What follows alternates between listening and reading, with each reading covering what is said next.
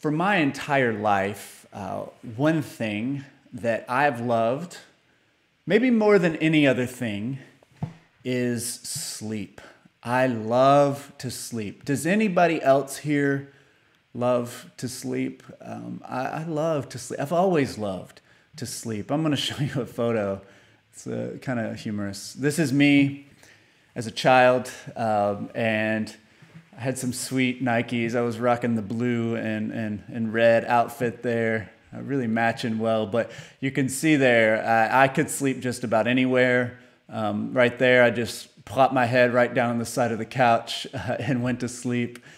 That's the story of me in many ways. I just loved sleeping. There were situations when I was a kid where I would fall out of the bed sometimes at night, and I really rarely woke up much of any when I would fall out of the bed.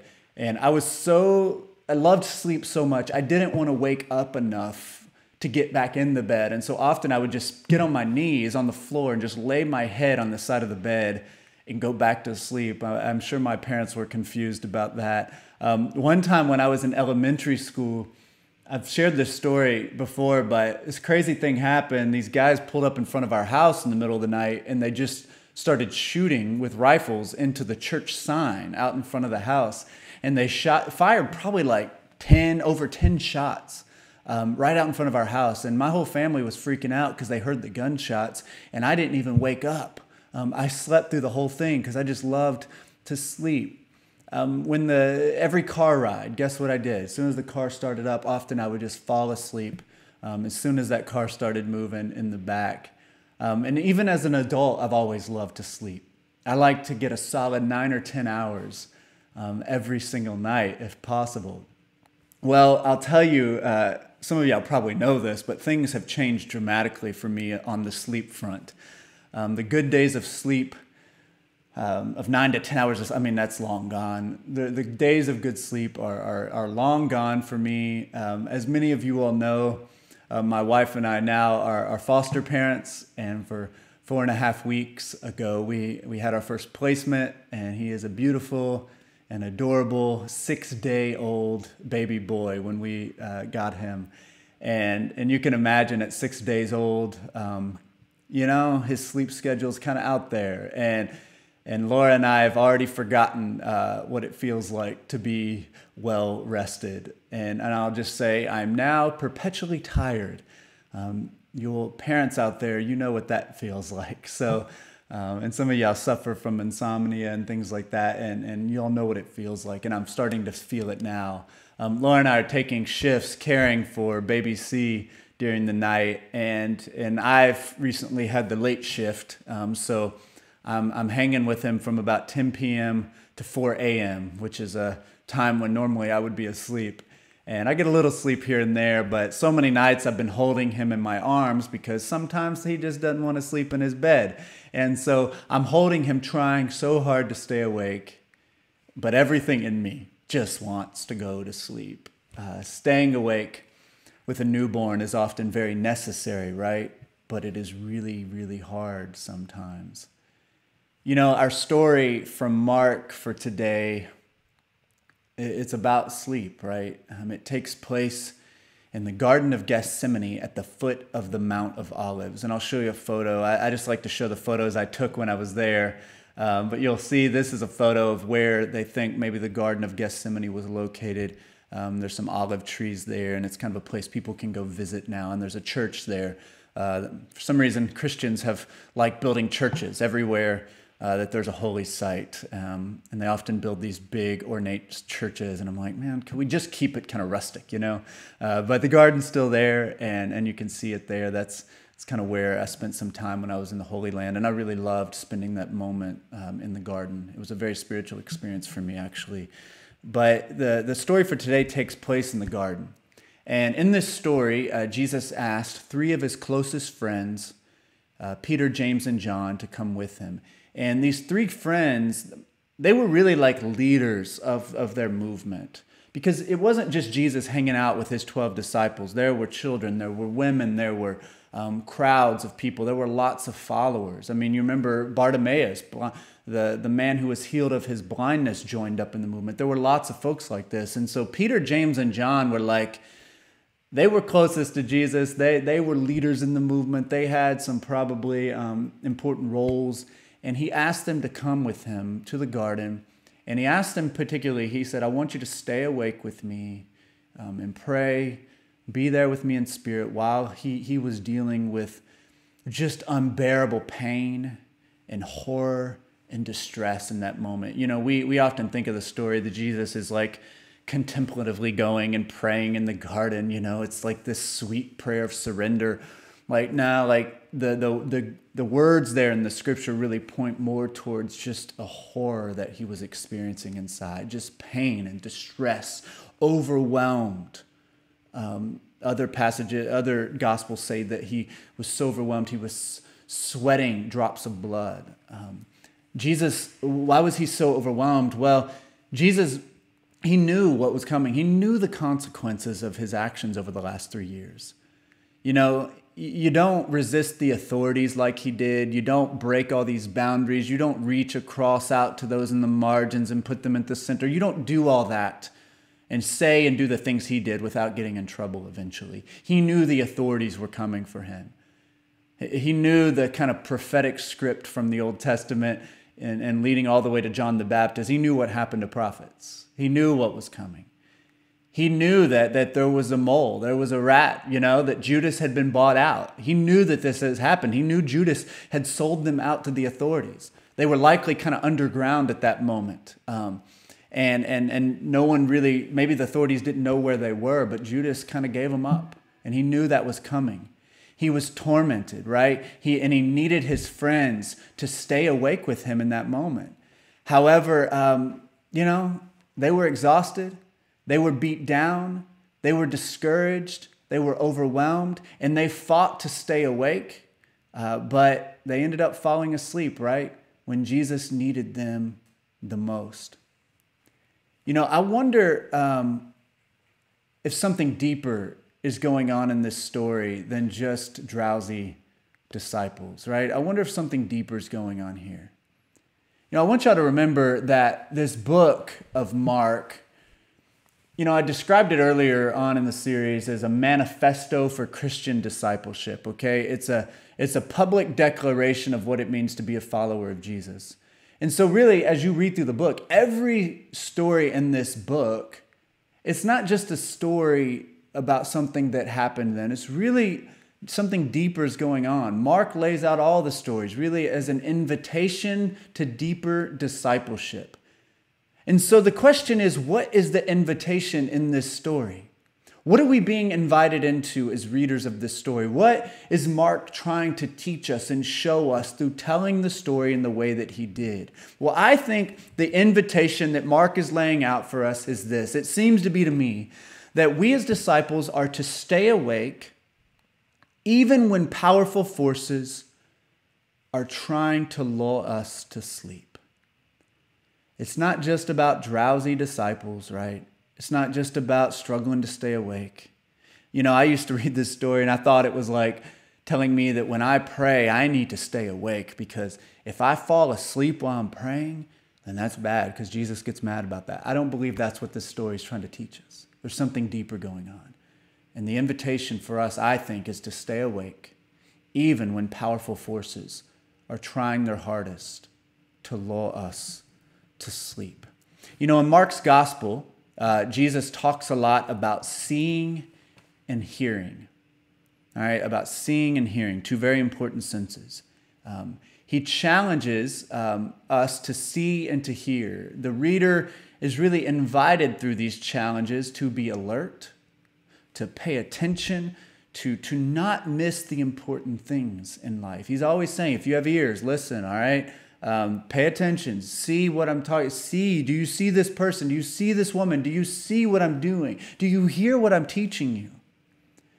But just like today, you know, it was really hard for the disciples back then to actually keep their eyes and ears opened.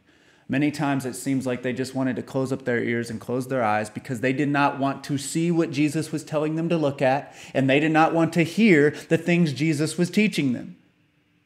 But how often does that happen today? How often do we close our eyes to what Jesus is trying to show us, or close our ears to what Jesus is trying to teach us? You know, some examples back then, some of the followers of Jesus didn't want to see the rejected and excluded people become the welcomed and included people. They didn't like that reversal. They wanted to kind of keep those people at a distance, right?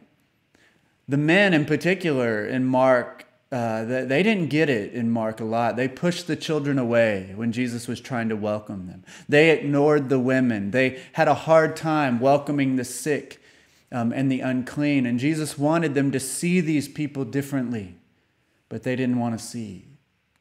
They didn't want to hear the teachings of Jesus on servanthood. They preferred the teaching. They wanted Jesus to teach more on how they can rise to power. They didn't want to hear about suffering or the dangers of wealth. They didn't want to hear Jesus be so straightforward about their failures and their betrayals. Many didn't want to see Jesus in pain, being arrested, being tortured. You know, it's like the disciples would have preferred to just live in denial. Which we like to live in denial often. Our culture thrives on denial. They would love to just live in denial and follow a more comfortable Jesus who supported kind of their agendas, their aspirations, their visions for themselves and for the world. They didn't seem to like that Jesus was so honest and so different. Perhaps they would have preferred to not see the things Jesus was unmasking and revealing to them. It was easier just to kind of plug their ears and close their eyes and pretend like Jesus really wasn't saying the things that he was saying and wasn't doing the things that they were seeing him do. You know, in the garden that night, I like to think that maybe the weight of the current moment, all that they'd been building to, what had happened in Jerusalem, what Jesus had said at the Last Supper, him talking about betrayal and abandonment and the scattering of the sheep. Maybe it was just that current moment was just too heavy to bear, and so they just went to sleep. Perhaps they tried to ignore the tragic events that were coming to them. You know, I kind of resonate with this, you know. I kind of resonate with this because when things get heavy, when things get hard, and difficult, it's easy just to kind of want to pull away and pretend like it's not happening, right? You know, one reason Mark's gospel, I think, is so powerful is because it speaks really to the common human condition. It's not this book that only meant something to people way back when, right? No, it speaks to the common human condition, which really hasn't changed over the years. This is why the book was so challenging for the first Christians and has been challenging us ever since, right? People trying to follow Jesus have found such good insight and challenge and critique from this book. And since we have a church full of people, which I'm so grateful for this because not all churches are like this. We have a church full of people who are trying to follow the way of Jesus, and we get it wrong all the time. We mess up, but we're trying. And Mark, I think, can be a very special book for us because it can help us to take it even further, to go even deeper, to be even more radical, get even more to the root of this message of the gospel of what Jesus was all about. And so we should revisit Mark often. It's kind of a circular book. Well, we're going to see next week on Easter when I talk about the final part of the book. But it's a circular book, which meant to go back and read it again and then get new insight and fresh insight. And each time we go back into it, we're going deeper and deeper and deeper into discipleship. And so I'm excited to get back into Mark even more. Maybe even later this year, we'll come back to it. We'll see. But I don't want us to grow complacent. I don't want to grow complacent, and Mark can help us not to do that. Because we don't want to fall into a deep sleep, numb and paralyzed, kind of to the complexities of life. We want to stay awake, and that's what we're going to talk about. You know, many times over the last year, and y'all tell me if y'all connect with this and if y'all resonate with this, particularly over the last year, and this has been the case over many years, but the last year has been harder. I've been very tempted at times to check out, to just pull away and disengage and to shut out all that is uncomfortable, to shut out the difficult things, to shut out the challenging things because it's felt so overwhelming to me. Have y'all felt like this? I've wanted to flee from Jesus, as the disciples do later in the story when he's arrested. They just run away. They scatter like sheep without a shepherd, right? At times, I've had the thought that, man, I just want to stay in bed. I just want to ignore everything and everyone, and I just want to go to sleep for a long time. Like literally just go to sleep for a long time. Has anyone ever felt that way? Sometimes it's hard to get up, you know. I know many of us have faced bouts of depression, some people even long kind of chronic dealing with depression, and that's a sign of that sometimes. There's that lack of motivation and will to kind of move forward, and I've felt that sometimes over the last year. So this story, I'm not going to say I'm grateful that all this happened. I'm not grateful that the disciples failed Jesus, because that's heartbreaking. Jesus was facing incredible darkness, this impending oppression, tragic betrayal, and his disciples, his friends, failed him. That is heartbreaking. I'm not grateful that happened to Jesus. However, I will say I am grateful that Mark included this story in his gospel. I'm glad it's there. I'm glad he didn't leave this part out. I'm grateful that Mark included lots of stories about the disciples' failures. Mark is harder on the disciples than the other gospel writers. I'm grateful. He doesn't glamorize the disciples. And this is surprising to me, considering that these three guys who failed in the garden, Peter, James, and John, they were leaders of the early church. They were leaders of this new movement. I don't know if they were still alive when this was written, when the Gospel of Mark was written, but like if they were around, they'd probably be like, I don't know, maybe they're like, don't put that in there, Mark. That is embarrassing, right? That makes us look bad. But Mark didn't hold anything back. He's like, no, we're putting in all this about the failures because people need to know this, I think. I think Mark wanted us to know that even the leaders are tempted and do sometimes fall asleep when they need to stay awake. You know, this idea of staying awake, keeping vigil, keeping watch, this teaching was very important to the early church, and it came straight from Jesus. He taught this. Read Mark chapter 13. At the end of it, he tells them, stay awake. I'm saying this to you all and everybody else. Stay awake. Keep watch. Don't fall asleep. This idea that they need to not be lulled to sleep by the powers of this present age, but need to stay vigilant, stay awake, stay focused, and keep working at the task in hand. This was so important to the early church. And I worry that maybe we've lost sight of this teaching and we've all fallen asleep in Christianity today in our modern world. We've been lulled to sleep by wealth and prosperity and comfort and all these different things. Brilliant scholar and activist Ched Myers, who I'm almost finished with probably the best commentary I've ever read, Binding the Strong Man, and he's influenced a lot of what I've been preaching through this last few weeks. But here's what he writes about, or his thoughts about Gethsemane, and I just think it's very fascinating. He says that the world has become Gethsemane, and we are called as disciples to stay awake. And he calls this insomniac discipleship. And he's very clear to say he's not talking lightly about insomnia because he himself suffers from insomnia. It's a very difficult thing to deal with. But he's pointing to like this idea that disciples need to stay awake even when powerful forces are trying to lull us to sleep. One thing Ched Myers also talks about is that he talks about this kind of insomniac discipleship, but also that we as disciples need to have double vision. And I've talked about this in many different ways over the last year, but this kind of idea or image has really connected with me and helps it make even more sense to me. That we've got to have double vision. We must be able to see the world as it is and also be able to see the world as it should be. We must stay awake to the horror, but also stay awake to the hope. You know, this is like that tragic gap that Parker Palmer talks about, that we need to stand and act in the tragic gap between the world as it is and the world that we know is possible, right? The world as it is, with all the pain and horror and struggle and loneliness and isolation and gun violence and all the different things that are going on. And the world that we know is possible, which is full of light and love and peace. We need to have that double vision.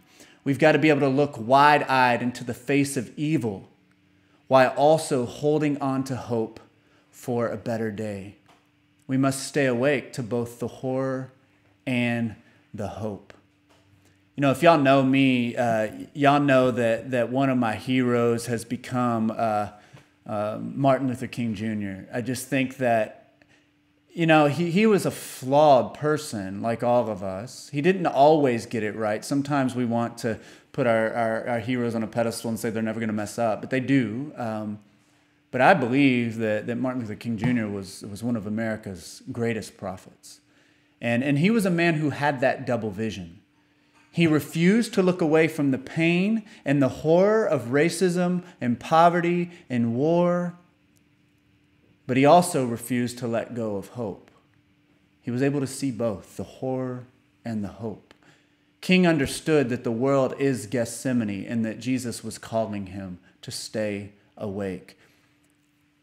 You know, Dr. King, this time of year, a lot of people remember King because he was assassinated on April 4th, which is actually Easter Sunday this year. But he was assassinated actually the week before Palm Sunday. So it would have been, if we're thinking on the Christian calendar, last week. On Passion Sunday, which is 2 weeks before Easter, on March 31st, 1968, he preached his last sermon at the Washington National Cathedral. Less than a week after that day, like I said, he was assassinated. And the title of his sermon was Remaining Awake Through a Great Revolution. Remaining Awake Through a Great Revolution. And like he had done many times before, in his sermon, he challenged people to stay awake to the evils of racism, poverty, and war. His Poor People's Campaign had just kind of gotten off the ground. He was kicking it off, and it was focusing on poverty and economic justice. He had also become very vocal in his criticism of the Vietnam War, which actually upset both whites and blacks. Many people thought, you know, this talking about racism and wanting to end segregation, we can get on board with that. A lot of people were on board with moving forward on that movement. But I'll tell you, when he started talking about economic justice, the vast disparities between the rich and the poor, when he started talking about the Vietnam War, people got very angry with him. You may not know this. I was surprised a few years to learn that when, at this moment, right before his death, and at the time of his death, his popularity was at an all-time low. Not an all-time high, an all-time low. Most people in America did not approve of him. Most people in America did not approve of Dr. King, and it was a lot because of his talk of economic justice and criticizing the war. Even 55% of Black Americans disapproved of him. He was isolated. He was alienated. He was down and out. He was wrestling with despair. At this point in his life, it would have been a great moment to just slow down, step back, and go to sleep. He could have taken his accolades, his prizes, his legacy, and he could have settled down at a prestigious job somewhere like an academic institution maybe. And many people would have applauded him and said, "You did a good life's work. Do your thing now. Relax a little bit." People told him to chill. But instead, he chose to not give up. He chose to remain awake. And he continued to remain awake to the evils of racism, poverty, and war. And at the same time, he remained awake to God's dream of justice and of the beloved community.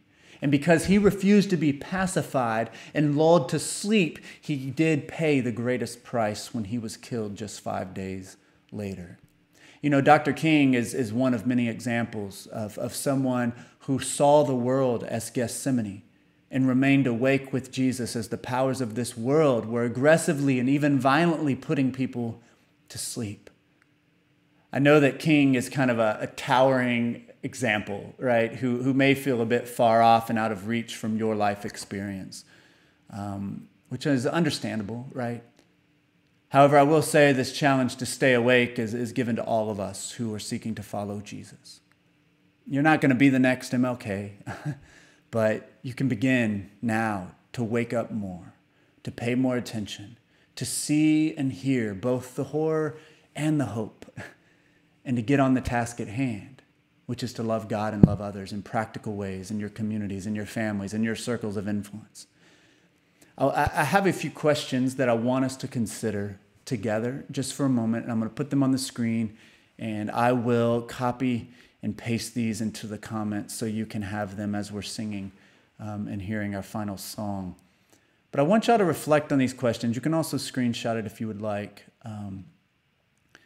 There's a lot of words here, but you can pay attention. The main part of the question is there in the orange. And so the first one is, what powerful forces are lulling you to sleep? You know, there's a lot out there. Media may be one of them that's just like pacifying you and leaving you paralyzed.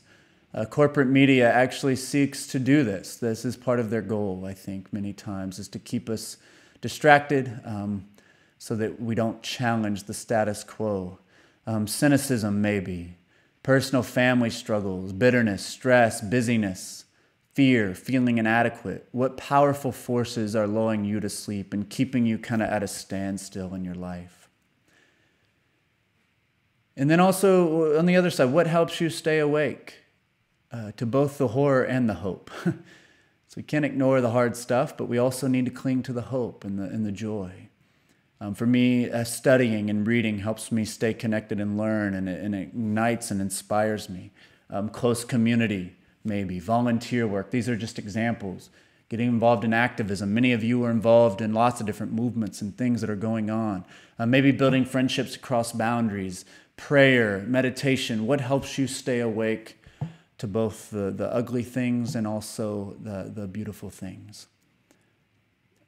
And then the third question is just some reflection. And you're going to have to reflect on these throughout the week. So get out your journal and begin this today. But what is kind of our historical crisis? There are a lot you could choose from, right?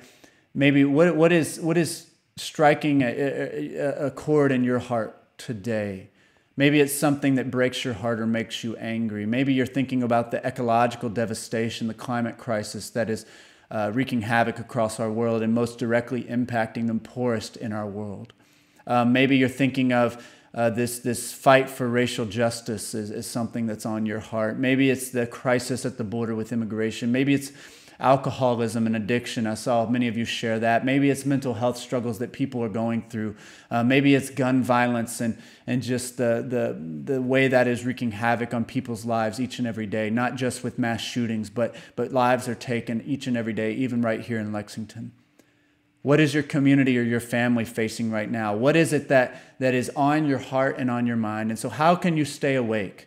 How can you practice insomniac discipleship where you stay awake to both the horror and the hope, where you don't look away from the hard stuff, you get into it and deal with the complexity and the messiness of the problem, but you also hold on to the hope and you are able to cling to a vision of something beautiful and good, and you bring that hope and joy into whatever you're involved in. How will you pay attention? How will you get involved? How will you do the work of Jesus? And I encourage you it's okay to start small, but we need to be asking these questions.